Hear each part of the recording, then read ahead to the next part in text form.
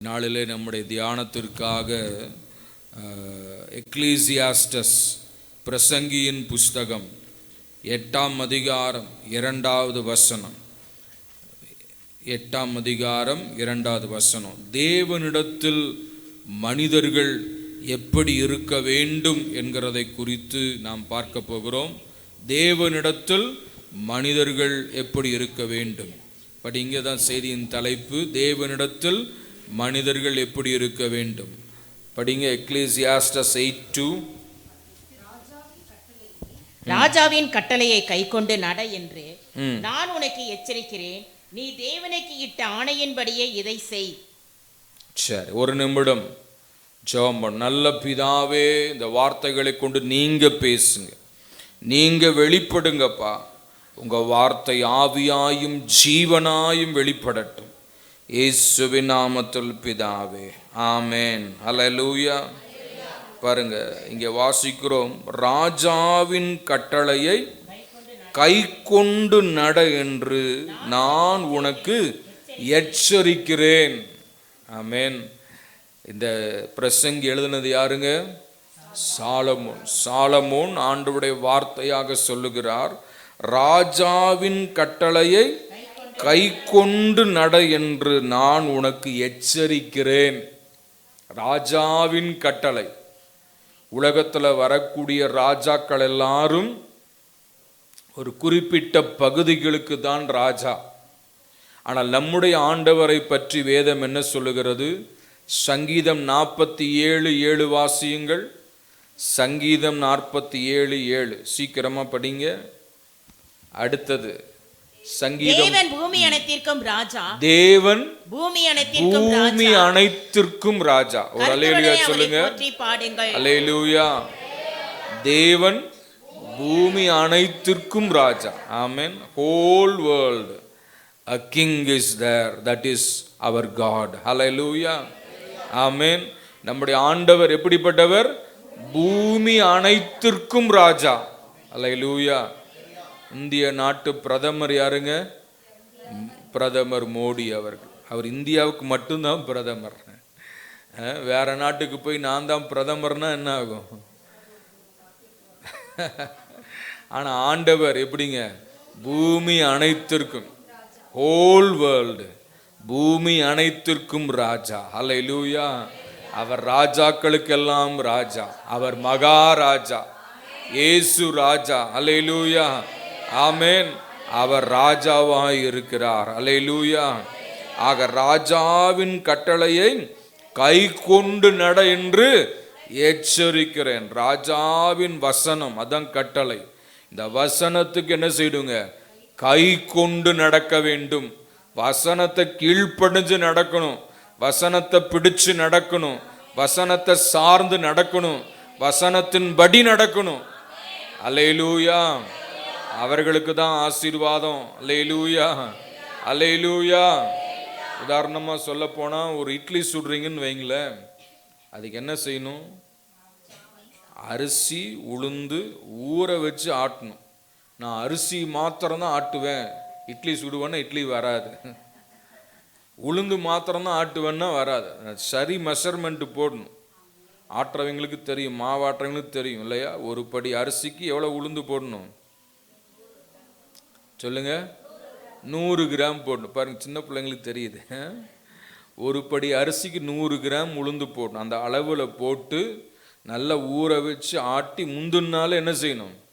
அந்த மாவை ஆட்டி புளிக்க வச்சாதான் அடுத்த நாள் நான் ஆட்டினதையும் சுடுவேன் அப்படின்னு என்ன தான் வரும்? மாவாக தான் நிற்கும். அந்த மாதிரி ஒவ்வொன்றுக்கும் என்ன இருக்குங்க?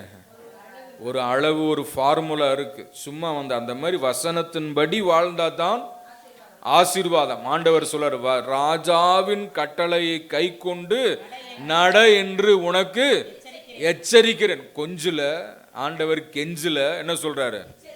எச்சரிக்கிறார், வார்னிங் கொடுக்கிறார். அல்லேலூயா. ஆசீர்வாதமா இருக்கணுமா, உயர்வா இருக்கணுமா, நன்மையை அனுபவிக்கணுமா, மஸ்ட் ஒபே காட்ஸ் வேர்ட். அல்லேலூயா. கட்டளையை கை கொண்டு நடன்னு சாட்டை எடுத்துட்டு ஆண்டவர் சொல்றார். அல்லேலூயா. ஆமென். மிரட்டி சொல்றார். கெஞ்சி சொன்னது கொஞ்சி சொன்னதெல்லாம் போதும். மயிலே மயிலேனா இறகு போடாது. ஆமேன். சாட்டை எடுத்த குச்சி எடுத்து என்ன செய்யும்? கோல் எடுத்தால் உரங்கு ஆடும்.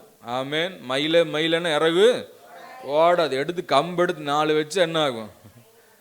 ஆமாம், ஆண்டவர் சொல்றாரு சாட்டை தான் வருன்றாரு. வார்த்தை கீழ்ப்படலன்னா குச்சி தான் வருன்றாரு. அல்லேலூயா, ஆமேன். ஆக ஆண்டோட கட்டளைக்கு என்ன செய்யணுமா? பயந்து நடக்கணும். சரிங்களா?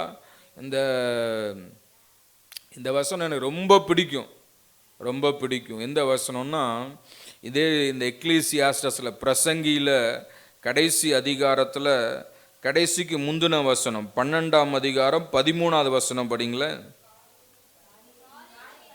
காரியத்தின் கடைத்தொகையை கேட்போமாக, தேவனுக்கு பயந்து அவர் கற்பனைகளை கைக்கொள், எல்லா மனுஷர் மேலும் விழுந்த கடமை இதுவே. ஆமா, காரியத்தின் கடைத்தொகைன்னு என்ன?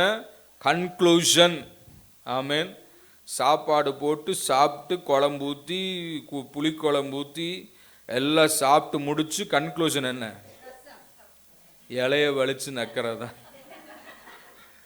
ஆமேன். புரியுது உங்களுக்கு? அதில் ஒரு டேஸ்ட் இருக்கு இல்லையா? அந்த மாதிரி காரியத்தின் கடைத்தொகைன்னா என்னதுங்க?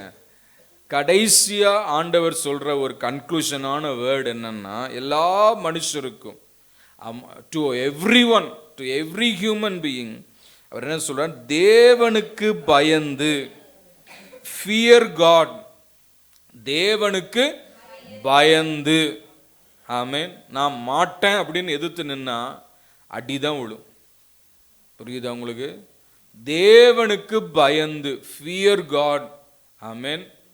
தேவனுக்கு பயப்படுகிற மனுஷன் பாக்கியவான். தேவனுக்கு பயப்படுகிறவனுக்கு ஞானம் உண்டு. தேவனுக்கு பயப்படுதலே ஞானத்தின் ஆரம்பம். ஆக தேவனுக்கு பயப்படும் பொழுது சகல நன்மைகளை வச்சிருக்கிறாருங்க. ஆக எல்லா மனுஷருக்கும் ஆண்டவர் சொல்லுகிற ஒரு காரியம் என்னன்னா, தேவனுக்கு பயந்து. 2வது என்ன சொல்றாரு? அவர் கற்பனையை கைக்கொள். அவருடைய கற்பனையை, வசனத்தின்படி வாழ்னுன்றார். கற்பனையை கைக்கொள், சொல்லிக் கொடுக்கிற அவருடைய கட்டளைகளின்படியாக வாழ வேண்டும்.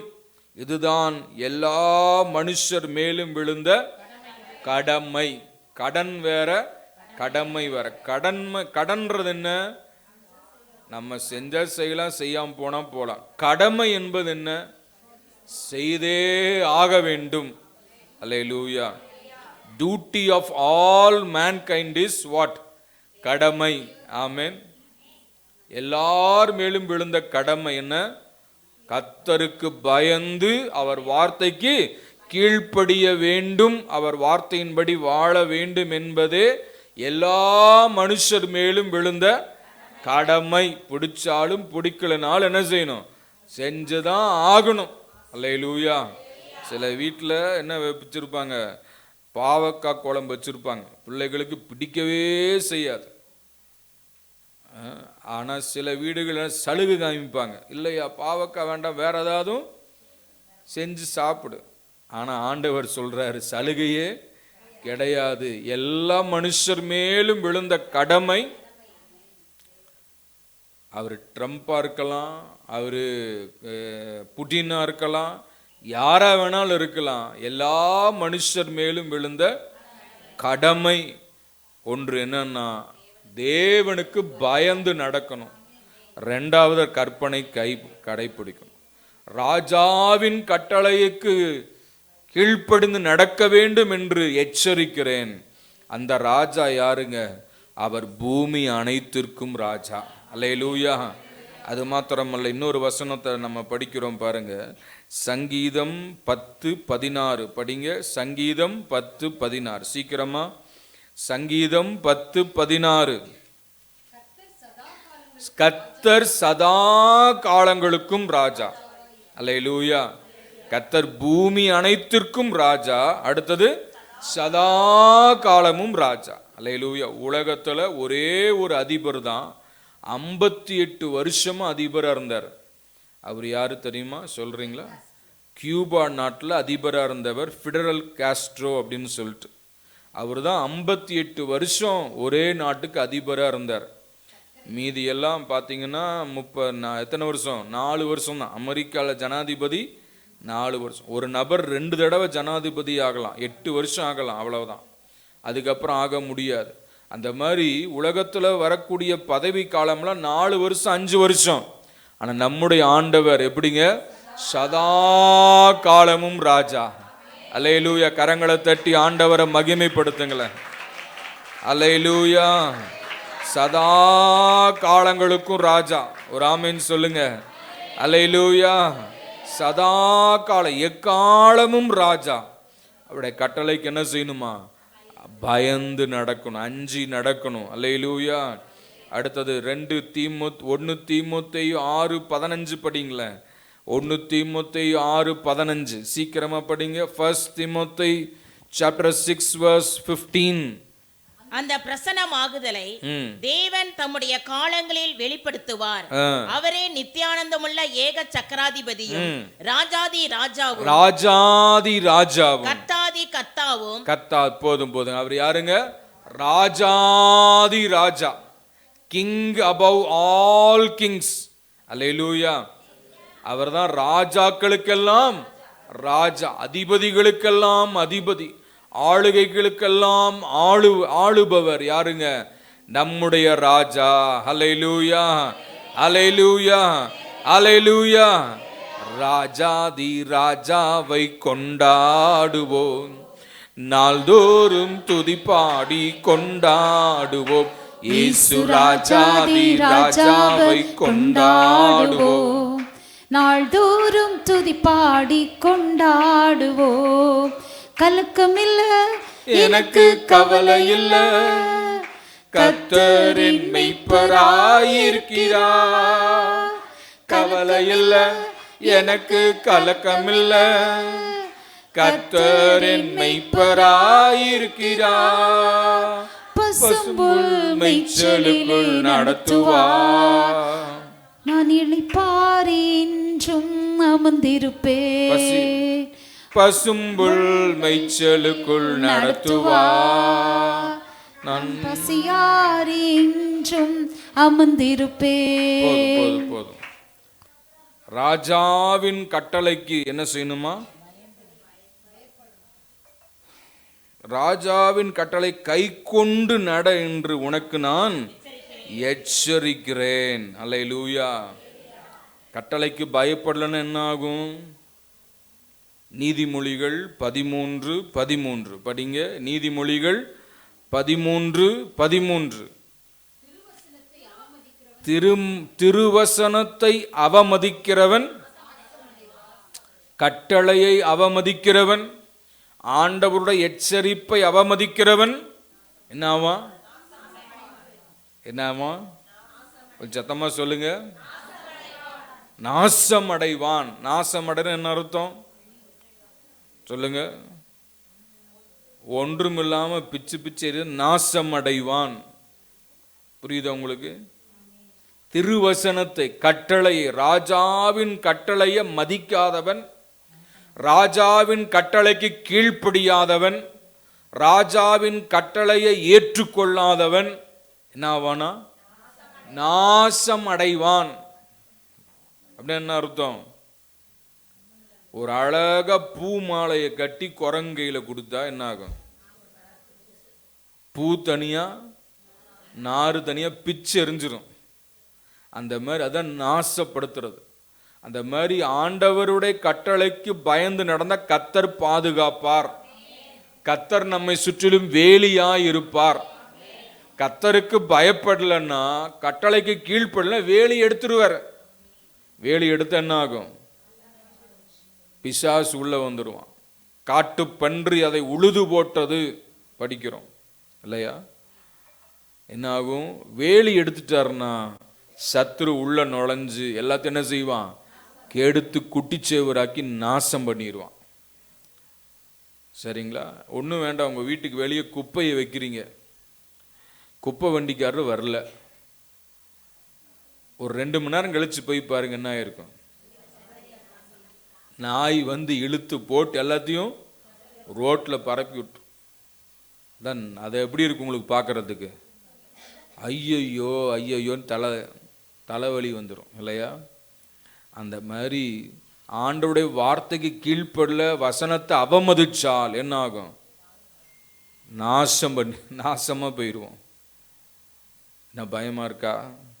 ஆமேன். ஆண்டவருடைய கட்டளைகள் எல்லாம் அற்புதமானது, கடினமானது அல்ல, சுலபமானது. அல்லேலூயா. ஆண்டவர் என்ன சொல்றார்? ஓய்வு நாளை பரிசுத்தமாய் ஆசரிப்பாயாக. இந்த வருஷத்துல எல்லா ஞாயிற்றுக்கிழமையும் ஒழுங்கா வந்து தேவனை ஆராதிச்சிருக்கிறோமா? யோசிச்சு பாருங்க.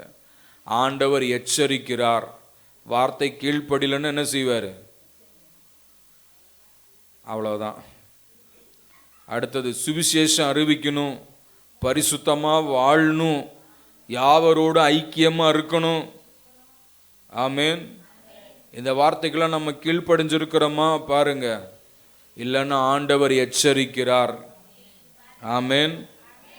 ஆக தேவ பிள்ளையே, வசனத்தை அவமதிக்கிறவன் நாசமடைவான். அடுத்தது நீதிமொழிகள் 1:29 படிங்க. நீதிமொழிகள் 1:29. Proverbs 1:29. அவர்கள் அறிவை வெறுத்தார்கள், கர்த்தருக்கு பயப்படுதலை அவர்கள் அறிவை வெறுத்தார்கள். வசனத்தை வெறுத்த, அறிவுன்னா வார்த்தை, வசனம், அறிவுன்னா ஆண்டவர். அறிவை வெறுத்தார்கள், கர்த்தருக்கு பயப்படுதலை அறிவை வெறுத்தார்கள். ஆண்டவர் வேண்டான்னு எதை விரும்புறாங்க? சிற்றின்பம், ஆசா பாசம், இச்சைகள், உணவு, களியாட்டுக்கள், ஏதாவது விரும்பின என்ன ஆகும்? அவர்கள் அறிவை வெறுத்தார்கள்.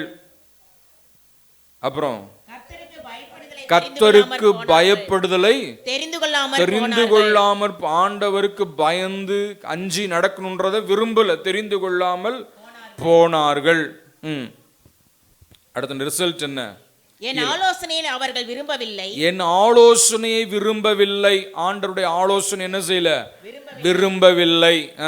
என் கடிந்து கொள்ளுதலை எல்லாம் அசட்டை பண்ணினார்கள். ஆண்டவருடைய வார்த்தை கேட்கல, ஆலோசனை கேட்கல, கீழ்ப்படியில, இப்படி எல்லாம் அசட்டை பண்ணினார்கள். ரிசல்ட் என்ன?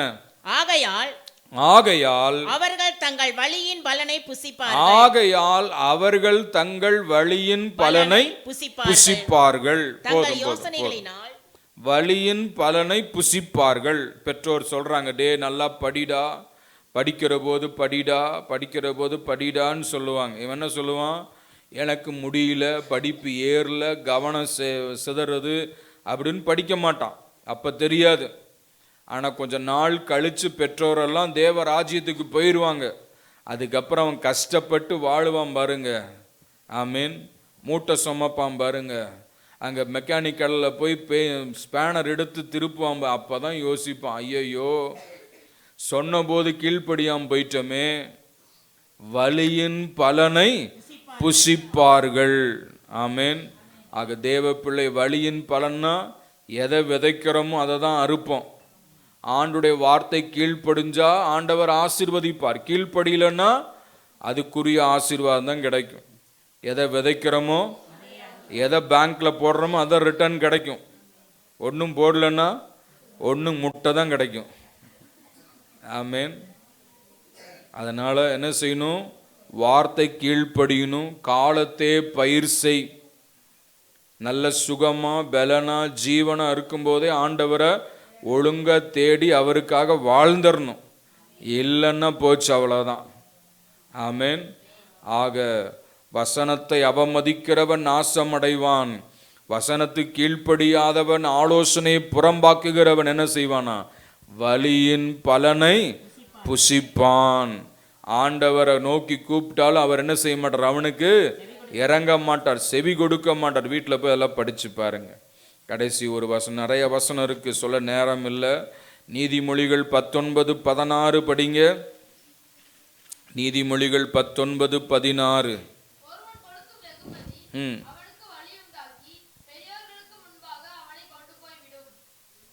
கட்டளையை காத்துக் கொள்ளுகிறவன் தன் ஆத்துமாவை காக்கிறான், தன் வழிகளை அவமதிக்கிறவன் சாவான். போதும். தான் நீதிமொழிகள் 19:16 என்ன சொல்லப்பட்டிருக்கு? கட்டளையை காத்து கொள்ளுகிறவன் தன் ஆத்துமாவை காக்கிறான். வசனத்தை, ஆண்டோட வசனத்தை காத்து கொண்டால் நம்முடைய ஆத்துமாவை காத்து கொள்ளுகிறோம்.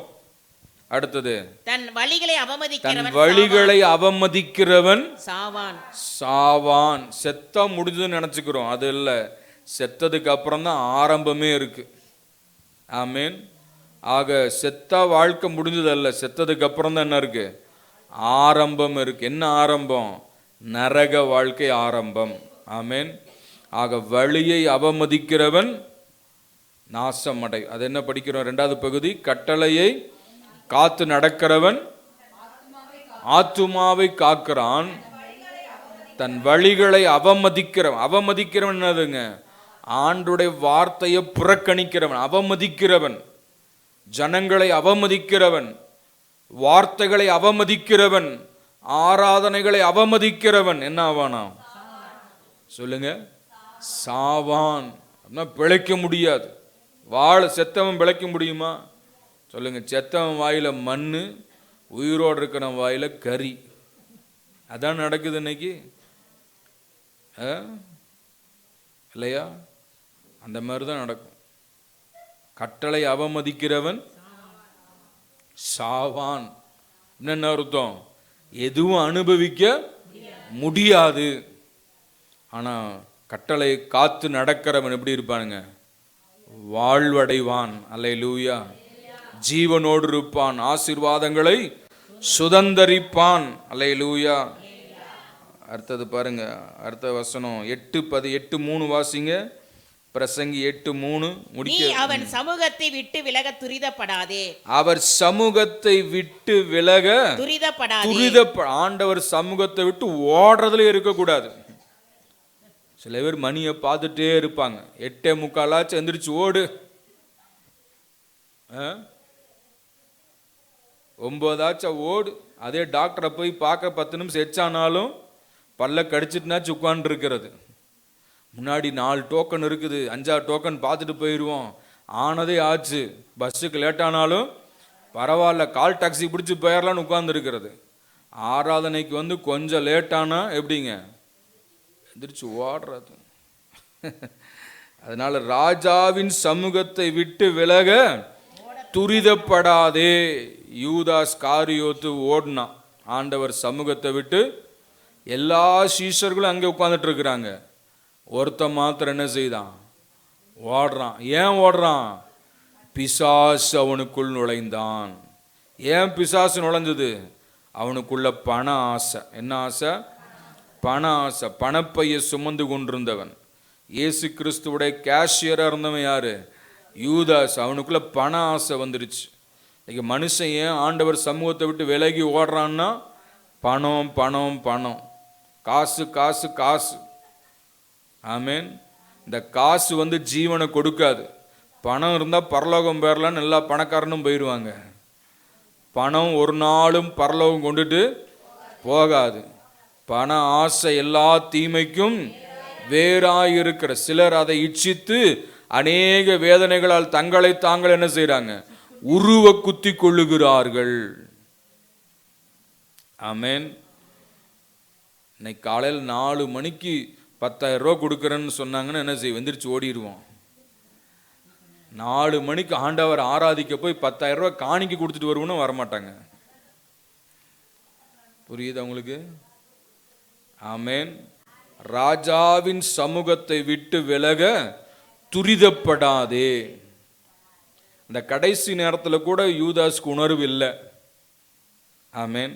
ஆண்டவர் உங்களில் ஒருவன் என்னை காட்டி கொடுக்க போகிறான் அப்படின்னு சொன்ன உடனே கூட என்ன இல்லை, அவன் திருந்தல. எல்லாரும் ஒளிவ மலைக்கு போறாங்க. அவனும் எங்க போனான்? இயேசுவை காட்டி கொடுக்கிற கூட்டத்துக்கு நேராக ஓடினான். ராஜாவின் சமூகத்தை விட்டு விலக துரிதப்படாதே. இளைய குமாரன் தகப்பனுடைய சமூகத்தை விட்டு ஓடினான். ஓடுறான். ஆலயத்துக்கு வராம கால் ஓடுது. ஆண்டவர் சமூகத்தில் உட்கார முடியாம காலு ஓடுது. இளையகுமாரன் ஓடினான். கடைசியில் என்னாச்சு? பன்றி திங்கிற தவிடு கூட கிடைக்கல. ஆக தேவ பிள்ளையே, ஆண்டவர் அவன் சொல்றான், என் அப்பா வீட்டில் இருக்கிற வேலைக்காரன்லாம் எப்படி சாப்பிட்றான்? பூர்த்தியாய் சாப்பிட்றான், திருப்தியாய் சாப்பிட்றான், வயிறு முட்டை சாப்பிட்றான். ஆனால் எனக்கோ இங்கே பசியில் பட்டினியில் செத்துட்டு இருக்கிறேன்றான். அப்பா சமூகத்தை விட்டு ஓடினா சோறு கிடைக்காது. அல்லேலூயா.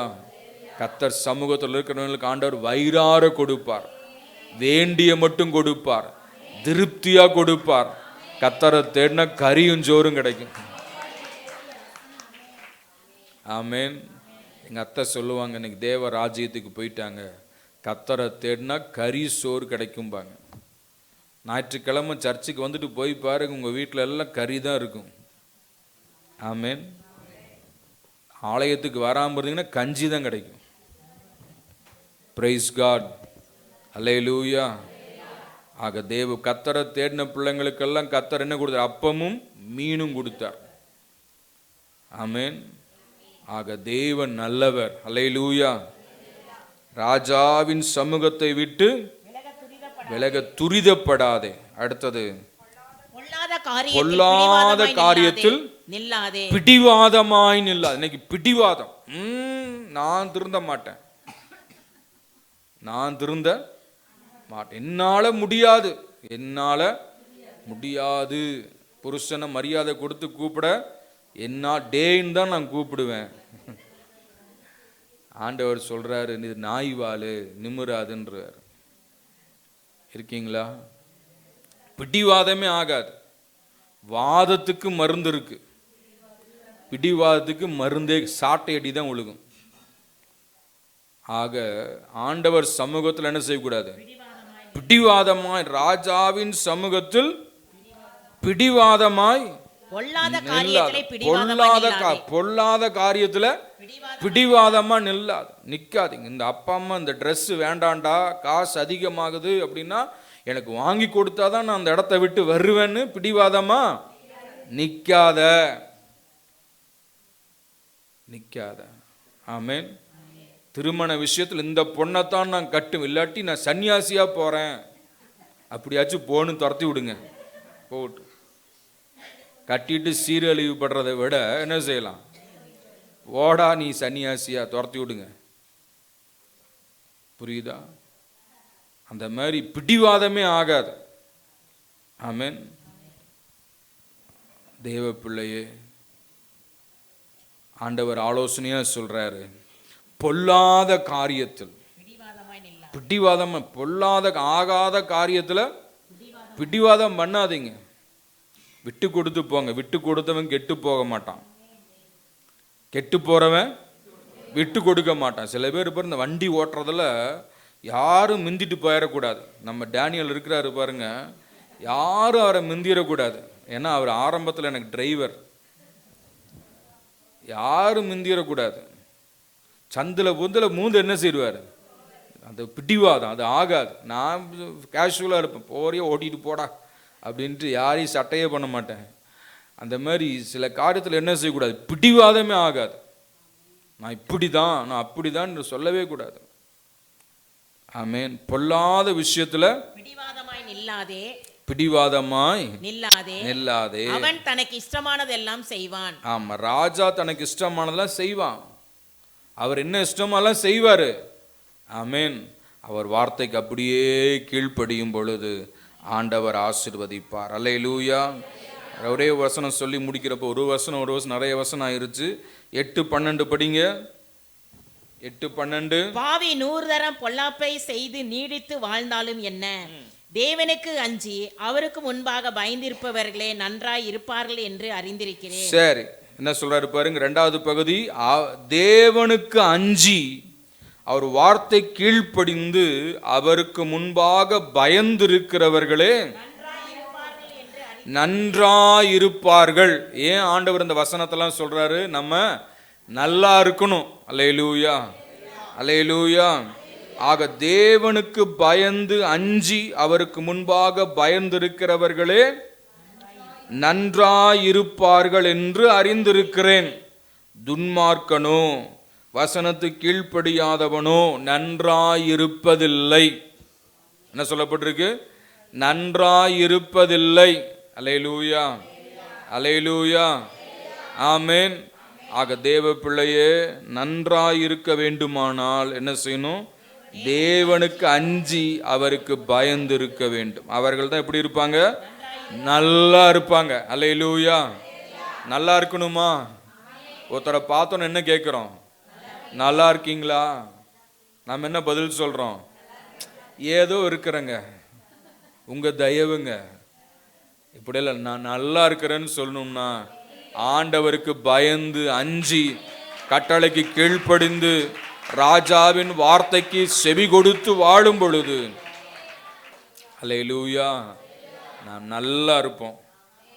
அல்லேலூயா. நம்ம நல்லா இருக்கிறது தான் வழியை சொல்றாரு. ராஜாவின் கட்டளைக்கு பயந்து அஞ்சி நடக்க வேண்டும் என்று உனக்கு நான் எச்சரிக்கிறேன். அந்த வார்த்தை கீழ்ப்படிந்தா எப்படி இருக்கலாம்? நம்ம நல்லா இருக்கலாங்க. அல்லேலூயா, அல்லேலூயா. இல்லாட்டி எப்படி இருக்கணும்?